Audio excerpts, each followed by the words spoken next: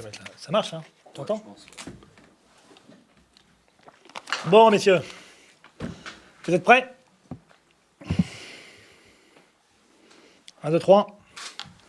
Bon, je vais d'abord commencer par vous lire une petite dépêche, de façon à revenir un peu sur tout ça. Et puis après, je suppose que vous aurez quelques questions. Est-ce que la dépêche sera sur le site du club?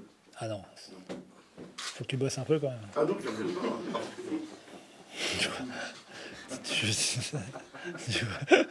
Bon.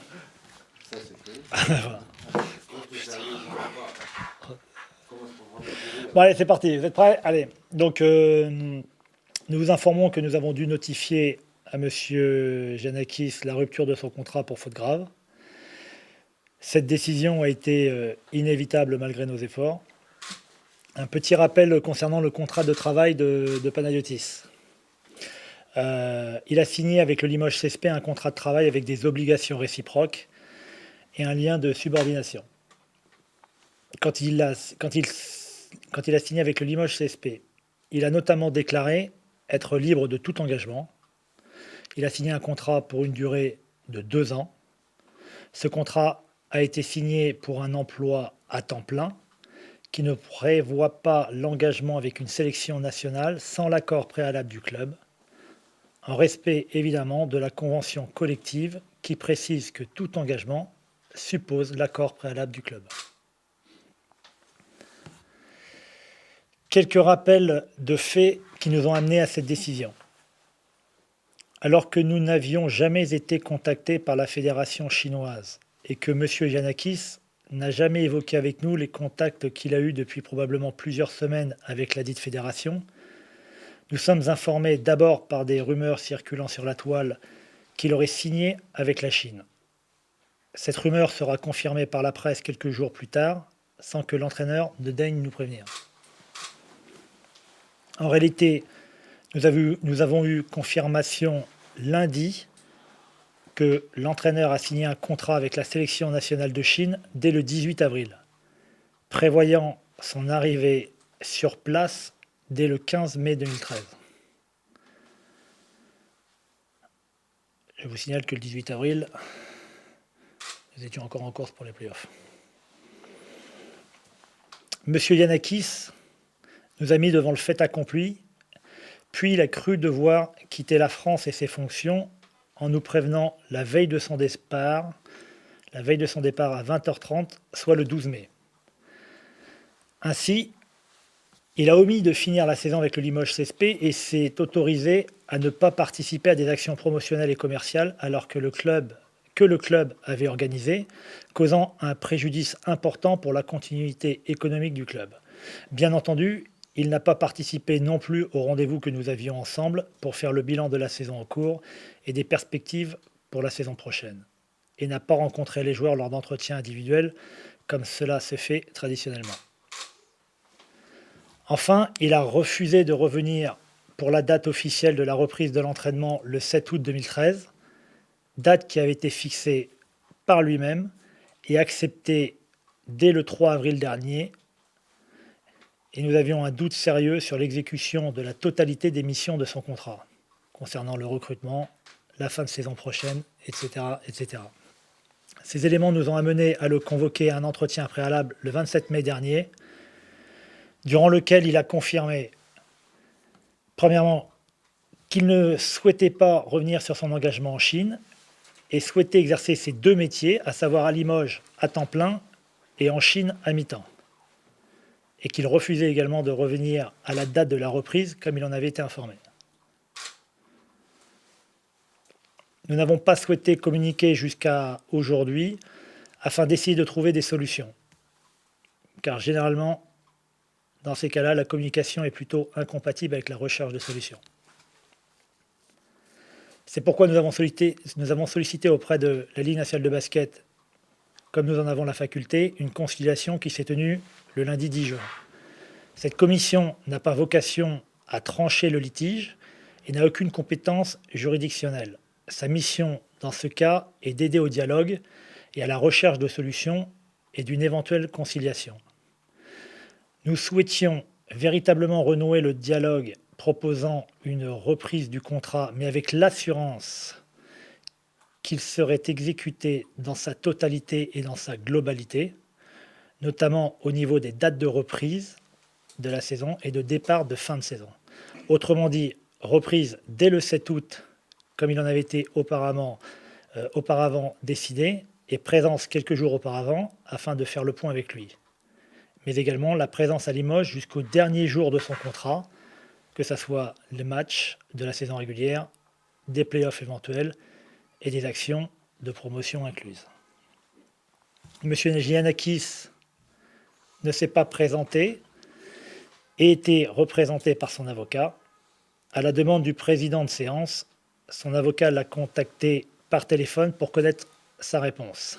Malheureusement, il est resté campé sur ses 2 positions, exécuter ses 2 contrats et ne revenir qu'à la mi-août, ne donnant aucune garantie sur la fin de contrat.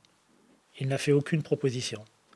Dans ces conditions, le club n'a pu que constater l'impossibilité de poursuivre le contrat, même temporairement, puisque compte tenu de l'importance de la période actuelle, il est indispensable de pouvoir prendre des décisions et avancer, ce qui ne peut se faire sans avoir un coach qui remplit la totalité de ses missions.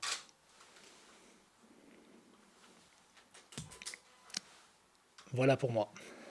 Et comme vous n'avez pas de questions...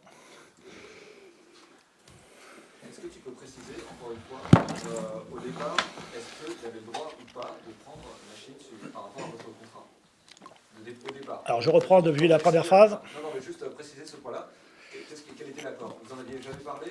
Vous aviez évoqué cette possibilité? On a évoqué, avant sa signature, par rapport à l'équipe nationale de Grèce. Éventuellement de France, parce que la Grèce est son pays de cœur, c'est son pays tout simplement, et on ne peut pas empêcher un joueur de défendre sa nation, on ne peut pas empêcher un coach éventuellement de défendre sa nation. Par rapport éventuellement à la France, il pouvait y avoir des avantages et des intérêts. Par contre, il n'a jamais été évoqué de près ou de loin une autre équipe nationale, et encore moins de la Chine. Mais contractuellement, c'était quelque chose qui était prévu? Non, ça n'a jamais été prévu. Ça n'a jamais été prévu. Que même si ça avait été la Grèce, ou même si ça avait été la France, un jour, pourquoi pas, il aurait dû d'abord revenir vers nous. Il était hors de question qu'à un moment donné, il puisse s'engager sans notre accord. C'est des choses qui sont possibles. Vous savez, quand Vincent Collet a signé à l'époque avec l'équipe de France, il était l'entraîneur de Villeurbanne. Et la première démarche de la fédération n'a pas été de contacter Vincent Collet, a été contacter le club de Villeurbanne pour savoir si éventuellement il y aurait cette possibilité-là et si tout le monde est d'accord. Ça existe, mais il n'y a pas d'obligation. Et en tout cas, il y a une obligation contractuelle, comme le prévoit la convention collective, c'est d'abord d'en informer le premier signataire, celui du premier contrat, et que le détenteur du premier contrat donne son autorisation. Voilà. Il ne nous a pas avertis, on n'était pas au courant. Voilà. Et donc c'est à cause de ce problème de méthode que tu... Il n'y a pas que ça. Enfin, si on reprend la totalité des points... En premier lieu, ce problème de méthode a déjà posé problème. Qui t'en parle pas en premier le 14 avril. Je pense que c'est... Oui, enfin, il a signé le 18 avril, sachant que dans ces cas-là, vous savez, les négociations, ça dure quand même depuis plusieurs jours, voire plusieurs semaines, si ce n'est plus. La correction, déjà, aurait voulu certainement qu'on en parle, ne serait-ce que sur un coin de table un jour pour prendre 5 minutes, mais de toute façon, on ne peut pas s'engager sans demander l'autorisation de son employeur, quoi. Alors je sais bien, comme il l'a dit à plusieurs reprises et comme il nous l'a écrit, il voulait exercer un temps plein à Limoges et un mi-temps en Chine, mais bon, après, c'est un peu compliqué, on va le dire. Alors l'autre point de désaccord, si je comprends bien par rapport à votre dernière discussion avec son avocat donc à Paris, c'est cette date de reprise de l'entraînement. Pourquoi ça pose un problème qu'il reprenne l'entraînement? Il a toujours expliqué et clamé très très fort. Il s'est ouvert, il s'est ouvert auprès de la presse, qu'elle soit régionale ou nationale, en disant qu'il voulait exécuter son contrat. Mais quand on exécute son contrat, on exécute la totalité de son contrat. Vous, en tant que salarié, quand vous avez un contrat, vous exécutez la totalité de votre contrat. Je ne Ouais, vois si pas le chef, pourquoi. je rentre de vacances un jour plus tôt ou un jour plus tard, ça se discute, quoi. Je vois D'accord, pas. on est d'accord, ça se discute. Mais c'est Ça- pas vous, ça mais c'est pas vous s'impose qui, pas. c'est pas vous qui l'imposez. Non. C'est pas vous qui décidez, ça se discute. À partir du moment où il n'y a pas eu de discussion, qu'on n'a pas été informé, comment on peut discuter? On n'a jamais pu discuter. Et je rappelle que depuis la réunion qui a été faite par les entraîneurs avec le team manager Paul Fournel, il y a une date qui a été arrêtée. Comme la convention le permet et comme nos règlements le précisent, il a été informé, comme les autres entraîneurs d'ailleurs, de la reprise au 7 août, à sa demande. Et quand il explique qu'il n'y a pas d'incompatibilité à faire les deux activités, j'ai quelques doutes. Quand il part à la fin de la saison sans pouvoir exercer la totalité de ses missions, je reviens quand même sur le fait que j'aurais bien aimé savoir comment aurait pu se passer la fin de saison si on avait été qualifié en play-off. Il nous manque après le match de Paris, quand il signe donc le 18 avril, il nous reste 2 matchs à jouer. Il en reste 3 pour nos adversaires, puisqu'on a avancé le match de Paris. Difficile de savoir à ce moment-là qui va être en play-off et qui ne va pas être en play-off. À l'époque, on se disait en faisant 2 sur 2, on avait une chance d'être en play-off. Donc à un moment donné, il fallait qu'on sache pour la saison prochaine. Donc si on peut exécuter le contrat sans interférence, là, on voit bien, il a eu beau clamer haut et fort qu'il n'y avait aucune incompatibilité. Voilà, c'est pas nous qui avons fixé cette date-là. C'est lui qui l'a fixée. Oui, mais enfin, comprendre que ça puisse paraître, c'est sans doute choquant ce que je veux dire, mais ça peut paraître un détail finalement, une semaine dans le retour des dates, ça me paraît un peu rigide de votre part que ce soit ça le point d'achoppement finalement retenu, quoi. Mais il y a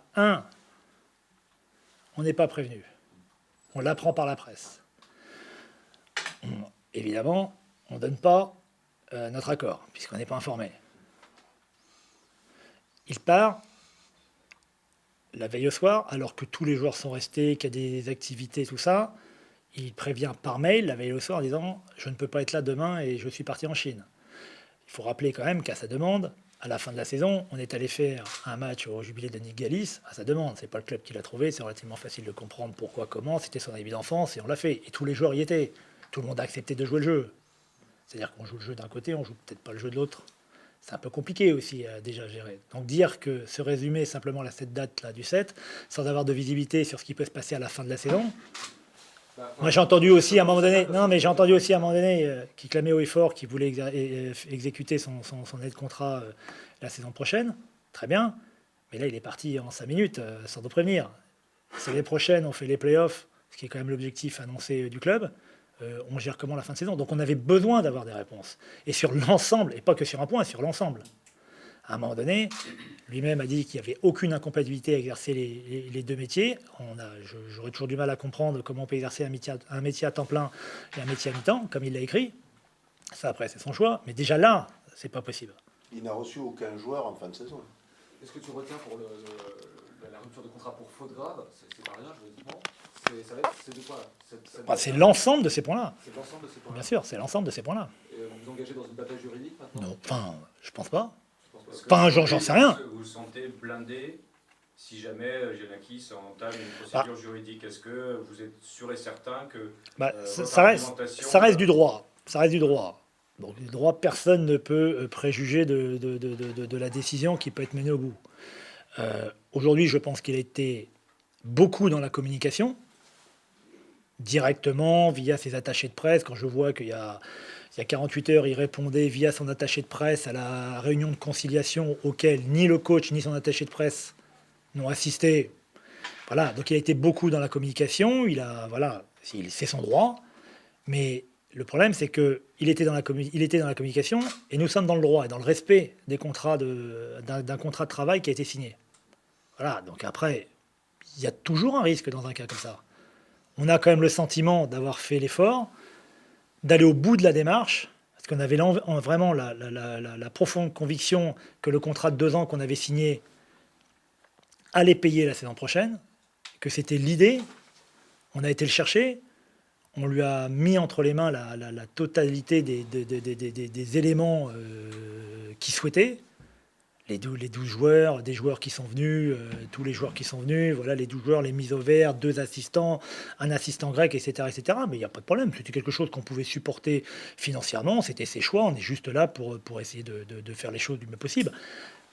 Leur réponse sur le terrain, par moment, a été très bonne, par moment un petit peu moins bonne. L'objectif était de se maintenir, on gagne un titre, donc dans le global, on est plutôt satisfait.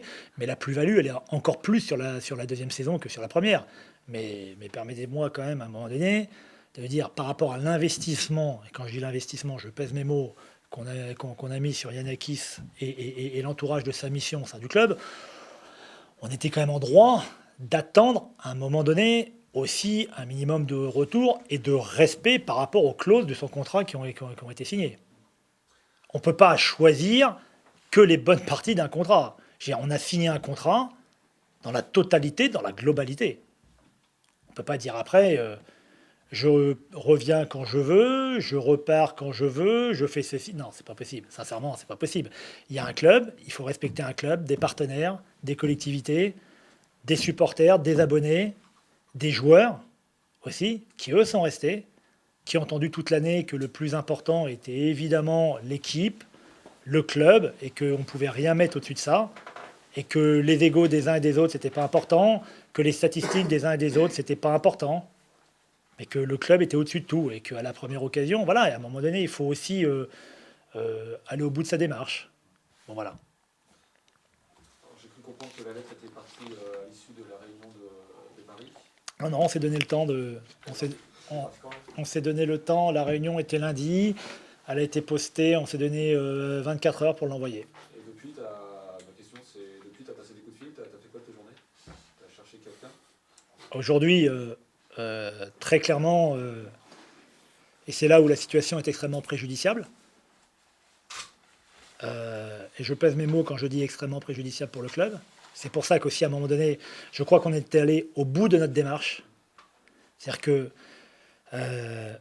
on a vraiment essayé de chercher une solution au maximum des possibilités et que vous le savez très bien, ça commence déjà à signer depuis une semaine un petit peu partout, qu'on a déjà perdu des joueurs, que pour le moment on est un peu sec de ce côté-là. On a beaucoup de contacts, on a fait quelques propositions, on a 0 retour pour le moment. On a quelques espoirs sur certains dossiers, mais vous savez, entre les espoirs et puis signer, il y a plein de choses qui fait. Mais la priorité pour nous aujourd'hui, c'était pas de recruter, même si on a déjà avancé sur plein de dossiers. Nous, la priorité, c'était d'avoir l'entraîneur et de le garder. Et de respecter le contrat qu'on avait signé il y a 1 an. On est allé jusqu'au bout. La conciliation n'était pas obligatoire dans la procédure. Parce que par rapport déjà aux différentes fautes, on l'avait reçu... Le 27 mai dernier pour un entretien préalable, mais on a voulu aller jusqu'au bout de la démarche, aller jusqu'à la conciliation, n'avoir aucun regret et d'essayer de trouver la solution.